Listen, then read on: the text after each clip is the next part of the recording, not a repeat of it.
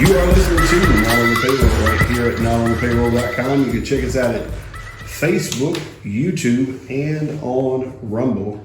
If you have a question as to where we are, just look for our mascot. It's the gorilla with the red headphones, and you are off to the races. But you can check us out at Facebook, YouTube, and on Rumble.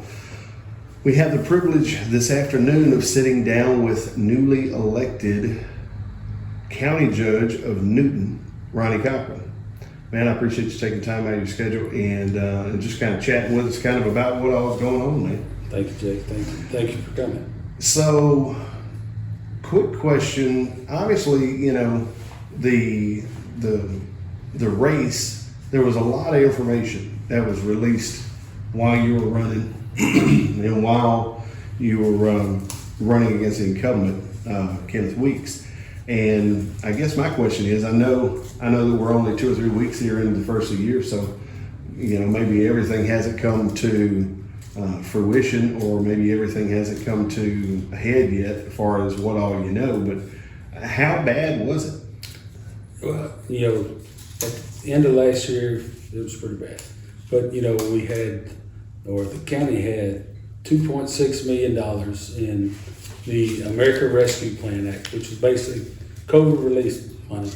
Well, the general funds were you know, pretty well busted. So started in September, they started allocating the ARPA funds to pay the county bills and the employee wages. Okay. So, you know, anything the county needed, they allocated the ARPA funds and pretty well expended all of it, you know, toward the end of December.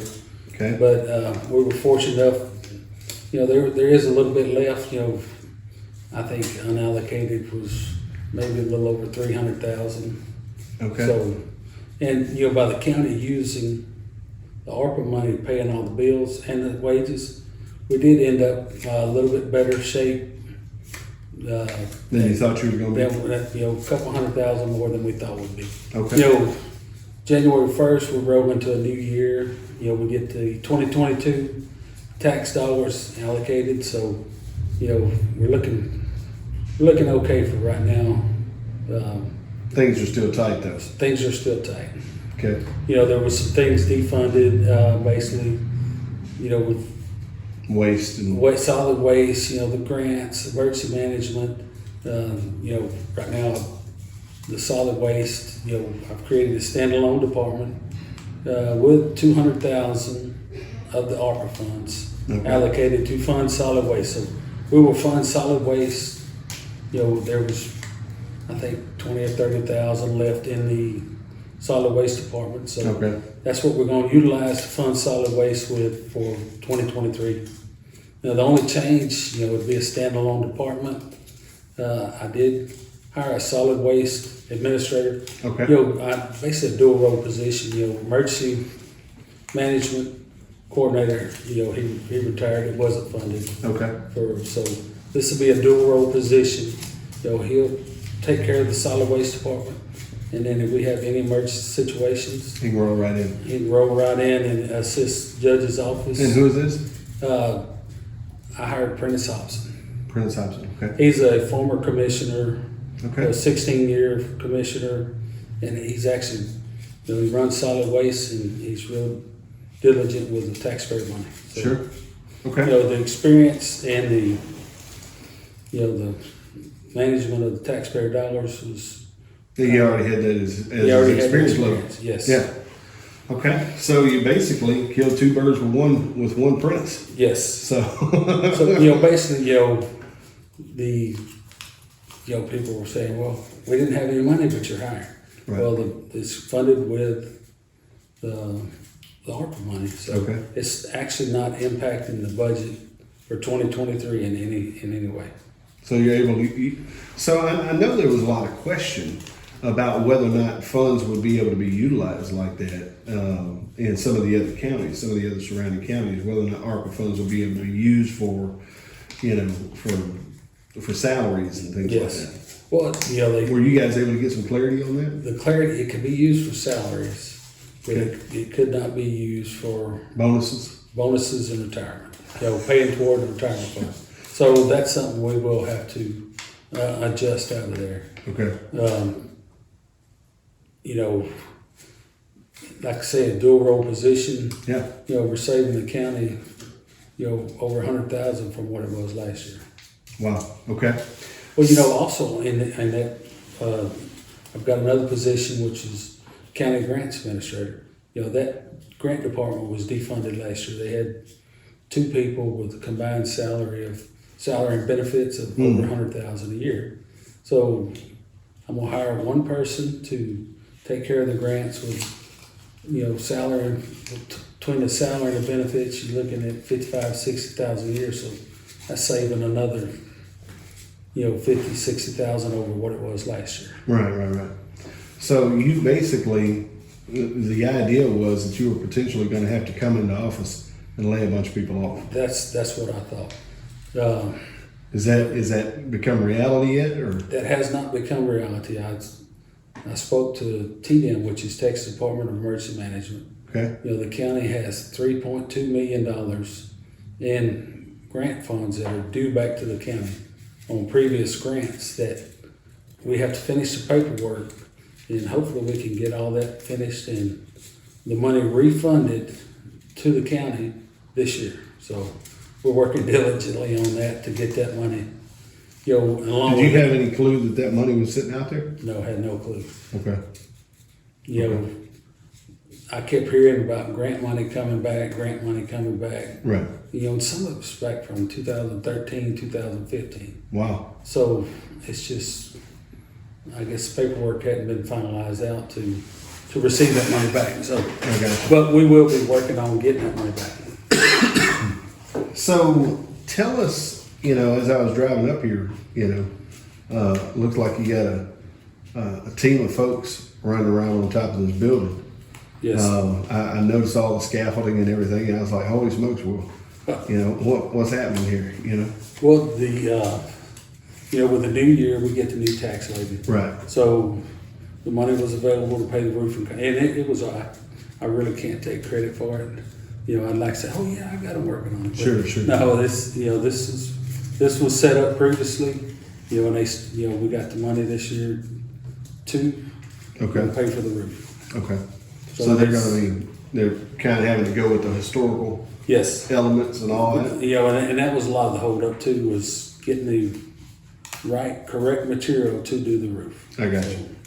Yeah, the supply chain issues, right? Yes. So they're started on it, should be finished with the roof. I'm trying to get hold of a company to see how much it would cost to get the bell chime and the clock back to working, because that's something, people miss.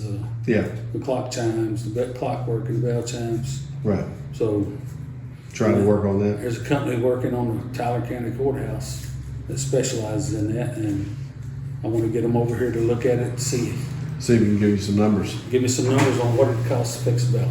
Okay. Very cool. So I know the last time we had to sit down, obviously the talk of the day was ambulance service and what all was going on with the ambulances and whatnot, and that still has not changed. It has not changed. Matter of fact, I just came from Jasper, had a meeting with some of the ambulance folks and the emergency services district over at We're talking about Allegiance. Allegiance, yes. Okay. The numbers that were presented when they made their proposal and the actual run numbers, they're averaging 600 calls a month, and their crews are working night and day. Smoked. Yes, basically reaching burnout level. Yeah. They cannot continue doing what they're doing. Yeah. We're kind of stuck. They're helping us out. County's not paying a dime, and I told them the only way that we make it possible to help them out is create a countywide emergency services district for EMS. And try to fund it with a 1%. And that'll have to go before the voters. Sure. 1% sales tax. So every dollar you spend, it'll cost you a penny, extra penny. We do it countywide and help alleviate, the ambulance issue. issue, help fund it, do our part, get an ambulance stage in Newton County. Yeah, it's almost like ambulances in a lot of ways. It's kind of like a plumber, out of sight, out of mind. Yes. As long as that plumber, as long as we can still go flush that toilet and we can still turn on that water, we don't even think about a plumber.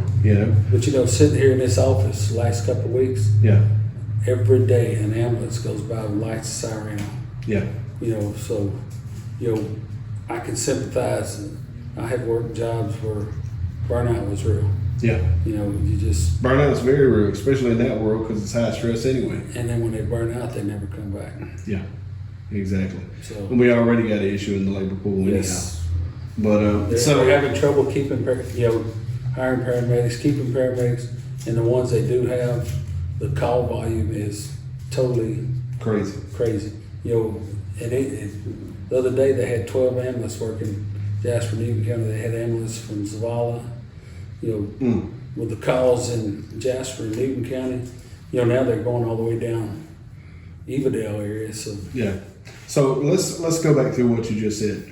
So basically, what your proposition was to those guys at Allegiance is potentially setting up emergency services district for the whole county. for the whole county, For and then an EMS, Emergency Services District, EMS. which would be separate from the Emergency Services District for the fire departments. Okay. EMS, Emergency Services District. That way, fund it with a 1% sales tax. 1% sales tax. That is obviously something that has to go before the people. It has People to have to vote on it. It has to be voted on, Right. And once the people, sell it as, a way to keep an ambulance service here in Newton County. I think it's completely absurd to even consider not doing that. Well, Just in my opinion. for every dollar you spend, it's gonna cost you a penny more. So if you spent $10, it's 10 cents more. Yeah. And that way it doesn't raise the property taxes Well, yeah. for the homeowners. And That's one thing I don't want to do. And not just that, but we're not, we haven't even touched on the fact that you've got a bunch of outsiders who come Yes. in on the weekends that'll help throw money into those coffers as well. Every individual that drives through Newton County that stops at a convenience store, stops at a grocery store, stops anywhere and buys something, you're not just, they utilize the ambulance service too. Right. Whether they come through and get hurt or whatever. Right. So it's not fair for the taxpayers or the homeowners to bear the burden. Yeah. So I think a sales It's a tax better move on the sales side of things. to where, you spend $1, you're gonna pay a penny extra. Yeah. So, Now, you'd also mentioned before about trying to bring the community together in some way, shape, or form specific to, potentially setting up a ministerial alliance of sorts. I don't know. Is there already a ministerial alliance here? there is some parts of the county I think have ministerial alliance, but tomorrow at Grace Bible Church, we're having a pastor appreciation day, and I've sent out invites to the pastors from north, south, middle, all around Newton County. Right. To attend. I'd like to have a little meeting. Talk to them about creating a ministerial alliance to where if something happens in the south of the county, the rest of the county, they're better equipped. Well, I might not say better equipped, but say there's a need for blankets and hot food. Yeah, we know where to get it. Where you got your churches, you got your kitchens, you got your people that's willing to step up and help. Who better to help out in the short term until, Big Brother can come in and pick up the slack. Sure. So, and I just try to bring all the churches and the people together and create an alliance. Find out what the strengths and weaknesses are. Yes. And just try to help create a better network of communication and things like that in the community. Yes. So that makes good sense. But like I say, tomorrow at Grace Bible Church, starting I think at 11 o'clock. Okay. We're gonna have lunch at 12, and I'd like to speak to all the pastors about starting up, coming together and creating an alliance, Countywide alliance. countywide. Okay. Okay. Is there anything specific that I want to go back and touch on this just for a second. Specific with the sales tax. A lot of people hear that and they're going to be like, some people will balk at that and be like, well, we don't have that many businesses here. I mean, you've got a truck stop fixing to be established here. The only, I mean, is that still happening? that is still happening, but the city has their own sales tax. They've got the full 2%. Okay. So the city will be exempt from. Right. Okay. Everything that's purchased online, Amazon, and that's sent to the comptroller's office, and that filters back down to the local government. So, Right. we're looking at potential, I haven't looked at the numbers, but, that's a way to help fund the ambulance service. Yeah, no doubt, absolutely. Yeah. Is there anything that you want to leave with the people? I know, like we say, this is your first interview behind the desk, we might say. It's the job is everything that I expected and a little more. Let me say a whole lot more. But we're the first week we struggled with floodplain applications. At the end of the year, toward the end of the year, they quit doing floodplain applications and told everybody, "Hey, come after first year." So first week we were inundated with calls, floodplain applications. We had none of the data. We had to scramble to find all the data. Wow. And it took a little bit, but we got it going, and we finally got all these applications taken care of and got them out. So I want to thank everybody for their patience. Yeah. And the courthouse restoration, they're working on the roof now. Probably about May, they will come in and they're going to do it in phases. We're going to vacate the first floor. They're talking 6 to 9 months. Realistically, I'm thinking 6 months to a year, to totally renovate the damage, it's water damage inside the courthouse. So do the whole first floor. We'll move back in it.